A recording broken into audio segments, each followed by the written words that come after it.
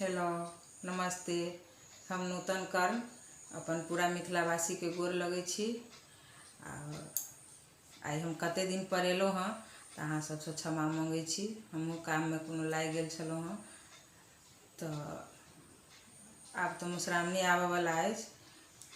मुदा एगो दीदी आग्रह केलखिन हँ जे एगो बेटी लगन गाबऽ के लेल, तो वही लऽ कऽ हम बेटी लगन अखन गाबै छी। तो अहाँ सब सुनैत जाओ। अगर नीक लागे तो अहाँ सब तो अपने लाइक शेयर करते छिए। जे कोई सब्सक्राइब के बटन नहीं दबेने है सबसे आग्रह जरूर दबा देव। आ गीत सुनऽ के लिए धन्यवाद।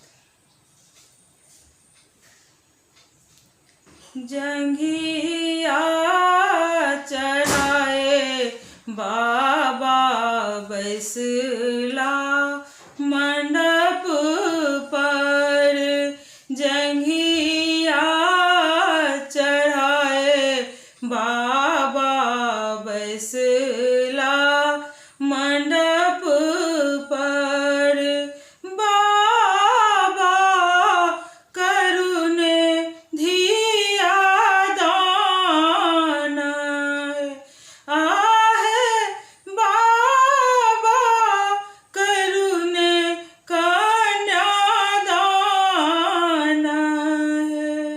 जंघिया चढ़ाए बाबा बैसला मंडप पर, बाबा करुणे कन्या दान है।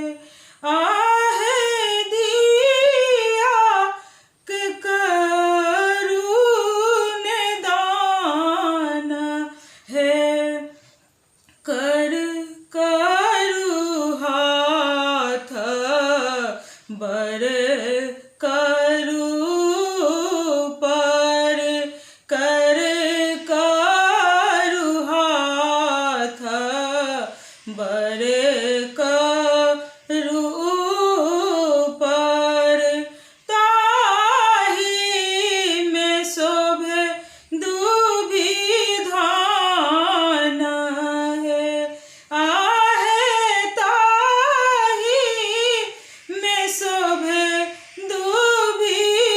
दुभिधान है।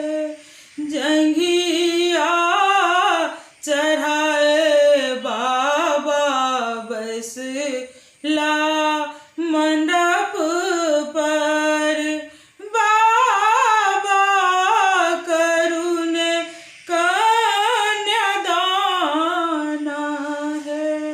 आहे बाबा करुणे धिया दान है।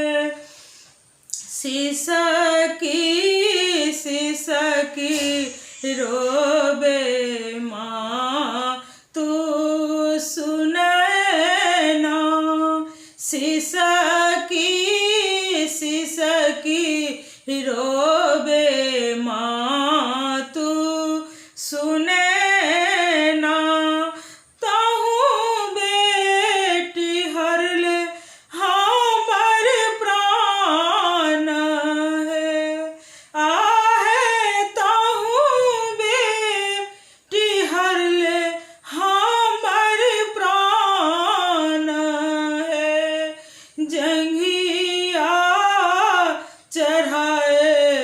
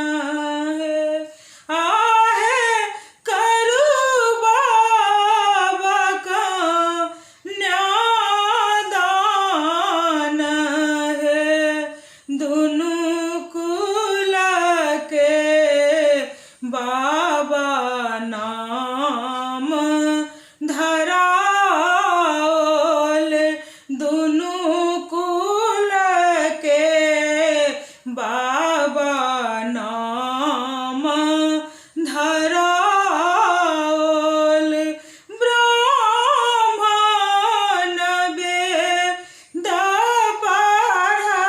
पढ़बह आहे ब्राह्मण वेद पढ़बह कनैते कनैते बाबा कर कन्यादान कनैते कनैते बाबा करू कन्यादान सखी सब मंगल गान है आहे सखी सब मंगल गान है बाबा करुण धिया दान है आहे बाबा करुण कन्यादान है सिसकी रोबे मैया सुने ना सिसकी रोबे